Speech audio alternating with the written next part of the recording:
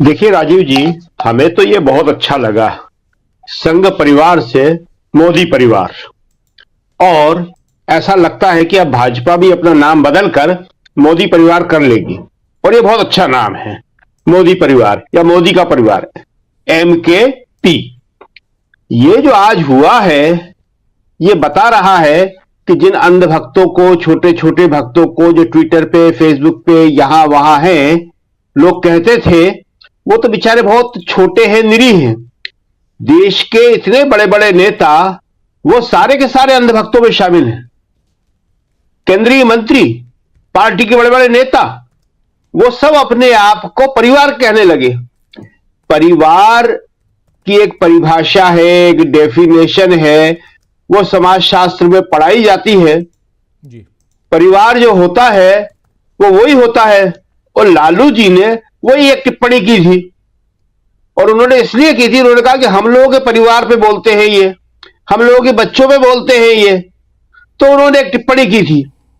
लेकिन मोदी जी खुद तो सब पर टिप्पणियां करते हैं, परिवार पे उन्होंने क्या क्या टिप्पणी नहीं की। कांग्रेस की विधवा उन्होंने ही कहा था, नेहरू पे उन्होंने क्या क्या टिप्पणियां नहीं की। लेकिन कोई उन पे कुछ कह दे तो जैसा कि आपने कहा कि वो बहुत जल्दी दुखी हो जाते हैं और कहने लगते हैं कि मुझसे ये कह दिया।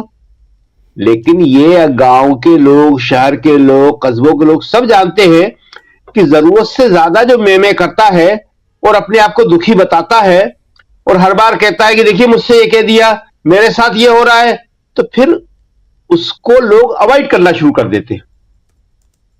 पता नहीं क्यों मोदी जी खुद को उस तरफ ले जा रहे हैं।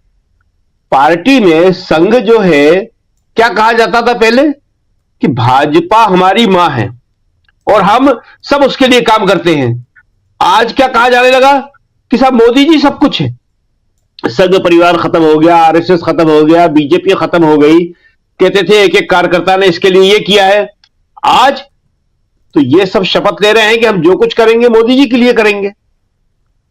तो हमें लगता है कि ये देश की चिंता या विपक्षी पार्टियों की चिंता से ज्यादा ये बीजेपी के अंदर चिंता हो रही होगी कि क्या हो रहा है ये, और ये मोदी जी क्यों कर रहे हैं। अभी मोदी जी कह रहे थे, आप भाषण दिखा रहे थे उनका तेलंगाना वाला, कि देखिए मुझसे क्या क्या कह दिया।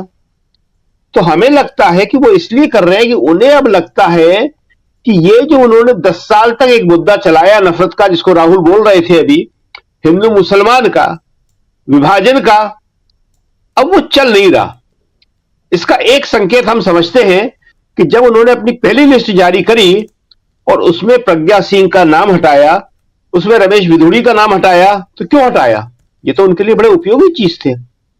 मगर उन्हें लगा कि अब ये जो हथियार हमारे हैं ये काम नहीं कर रहे हैं। क्यों नहीं कर रहे हैं? देखिए, एक तो सबसे बड़ी बात जो है इंडिया गठबंधन का बनना, इसी पटना से बना जिस पटना की रैली का आप जिक्र कर रहे थे और बता रहे थे, एक सीट पर एक चुनाव। उसके बाद क्या हुआ? ये पटना की रैली, इस पटना की रैली ने सबको हिला के रख दिया। इतना आदमी, विपक्षी एकता, तो अब सबकी समझ में आ गया कि इसका जो मैसेज है वो क्या है। और मैसेज बड़ा स्पष्ट था कि जो मुद्दा धर्म पे था, हिंदू मुसलमान पे था, वो जो है अब रोजी रोटी पर आ गया है जी। हर आदमी को अब अपने बच्चों के भविष्य की चिंता सताने लगी है। 10 साल उसने गुजार दिए नारे लगा लगा के, नफरत पाल पाल के, लेकिन सिर्फ 5 किलो मुफ्त अनाज के सहारे वो जिंदगी नहीं गुजार सकता। और अनाज 5 किलो खाली, शिक्षा भी मुफ्त नहीं, चिकित्सा भी मुफ्त नहीं। शिक्षा महंगी कर दी, चिकित्सा महंगी कर दी, सब प्राइवेट कर दिया, तो कैसे चलेगा?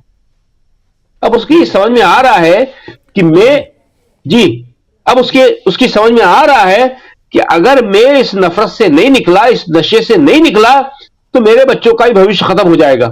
तो इसलिए मोदी जी, वही जो आप बता रहे थे कि मैं भी चौकीदार की तर्ज पर, आज वो कह रहे हैं कि हमारा परिवार मोदी परिवार। लेकिन अब इन भावनात्मक इशू से कुछ होने जाने वाला नहीं है। अब तो ये लड़ाई जो है सीधी होने वाली है रोजी रोटी का सवाल और वर्सेस जज्बाती इशू, भावनात्मक इशू, नफरत। नफरत की दुकान के शटर अब जो गिरने लगे हैं और मोहब्बत की दुकान जो है वो चलने लगी है। और ये मैसेज कर चुका है आने वाले चुनाव से पहले। कैसे देखते हैं आपकी इंडिया गठबंधन यहां मजबूत है, मजबूत चुनौती दे रहा है? देखिए राजीव जी, वो बात जो लात छुपाने की कोशिश कर रहे थे वो सामने आई गई ना। क्या ट्वीट आया है? न मोदी रुका है न भारत। जी, मतलब दोनों को एक कर दिया। मोदी और भारत एक है। न मोदी रुका है न भारत। ये जो है देश की सारी संवैधानिक संस्थाओं को खत्म करने की दिशा में जिस तेजी के साथ बढ़ रहे हैं वो बहुत ही खतरनाक है। अभी जो इलेक्टोरल बॉन्ड का आप जिक्र कर रहे थे, इसमें आपने बैंकों की विश्वसनीयता खत्म कर दी। और बैंक कौन सा? State bank of India.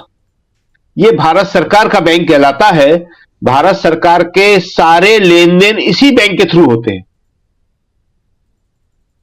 और इसको आपने ये करने पे मजबूर कर दिया कि आप जो है लिस्ट मत दीजिए, आप जो है इसको रोक दीजिए और सुप्रीम कोर्ट से एक अगली तारीख जो कि 4 महीने बाद की है वो मांगिए। जी, आप बैंक का जो विश्वसनीयता है उसको खत्म कर रहे हैं, उस इंस्टीट्यूशन को खत्म कर रहे हैं। और आपने कौन सा इंस्टीट्यूशन बचा के रखा है? राष्ट्रपति को, पूर्व राष्ट्रपति को आपने कमेटी का अध्यक्ष बना दिया अभी कि सब चुनाव एक साथ हो। इसके लिए पूर्व राष्ट्रपति इससे पहले किसी कमेटी के अध्यक्ष बने थे? राष्ट्रपति से आप ट्वीट करवा देते हैं। उपराष्ट्रपति, उनको आपने डाल दिया इस चक्कर में। वो कहते हैं कि मेरे कास्ट के ऊपर और इसके ऊपर आरोप लगाए जा रहे हैं। सुप्रीम कोर्ट के मुख्य न्यायाधीश को, उसको आप राज्यसभा में मनोनीत कर देते हैं, सुप्रीम कोर्ट का मुख्य न्यायाधीश। कभी हुआ था ऐसा? सेना को, सेना में अग्निवीर लाके आप वहां के जनरल्स को आप ये कहने मजबूर कर देते हैं कि हमसे बिना पूछे ये काम किया गया था। चाहे रिटायर्ड जनरल हो, चाहे सर्विंग जनरल हो, कभी इस तरह की बात नहीं करते। अब क्या बचा है? कौन सा इंस्टीट्यूशन ऐसा है जिसको आपने खत्म करने की कोशिश नहीं की हो? देखिए राजीव जी, पाकिस्तान और भारत में एक जो बड़ा अंतर है, जो खुद वहां के लोग कहते हैं, वहां के जजेस कहते हैं, पॉलिटिकल पार्टीज कहती हैं कि हम में और भारत में जो सबसे बड़ा अंतर रहा वो यही रहा कि भारत में नेहरू ने इंस्टीट्यूशन बनाए थे और भारत के नेहरू के बाद के प्रधानमंत्रियों ने कायम रखा। हमारे यहां इंस्टीट्यूशन नहीं बन पाए, संवैधानिक संस्थाएं नहीं बन पाई और इसलिए वहां सेना की मनमानी चलती रही। लेकिन भारत में ऐसा कभी नहीं हुआ। हर एक का अपना एक दायरा था, उसमें काम करते रहे। लेकिन वो सारा का सारा मोदी जी खत्म कर रहे हैं। और ये जो लास्ट था कि न मोदी रुका है न भारत, दोनों एक ही है। तो अब जो है देखने की बात जनता की है खाली, और किसी की नहीं है। और जनता को सब समझ में आ रहा है कि क्या हो रहा है। मोदी जी जो है उनके लिए ये आखिरी चुनाव है और इसी तरह ये विपक्षी गठबंधन के लिए भी आखिरी चुनाव है। अगर ये चुनाव मोदी जी हार गए तो फिर इस इंडिया गठबंधन को या विपक्षी गठबंधन को कुछ करने की जरूरत नहीं है, खुद बीजेपी उनसे निपटेगी। और अगर ये हार गए इंडिया गठबंधन वाले तो फिर इनको अपने अस्तित्व की चिंता करना पड़ेगी। इसलिए दोनों को यह समझना पड़ेगा और खासतौर से इंडिया गठबंधन को कि अब जो है जो 2-4-5 जगह इनके समझौते बचे हैं, जैसे वेस्ट बंगाल है, वहां अगर करना है तो तेजी के साथ कर लें। और अगर नहीं किया तो नुकसान जो है किसका होगा? वो नुकसान जो है वो ममता बनर्जी का ही होने जा रहा है। तो इसलिए अब जो है चुनाव बिल्कुल सिर पे आ गए हैं, 4-5 दिन में ही इसकी घोषणा हो जाने वाली है। तो ये जो है मोदी जी जिस तरह से काम कर रहे हैं और हिंदुस्तान और मोदी को एक कर दिया है, तो ये जो है उनके लिए अच्छा है या बुरा है, ये वक्त बताएगा। जी बिल्कुल, वक्त बताएगा, आने वाला वक्त बताएगा कि कौन किसके लिए अच्छा है बुरा है। लेकिन क्या इंडिया गठबंधन यहां मजबूत चुनौती पेश कर रहा है आज की तारीख में? सुनील शुक्ला जी, केवल बयानों से बात नहीं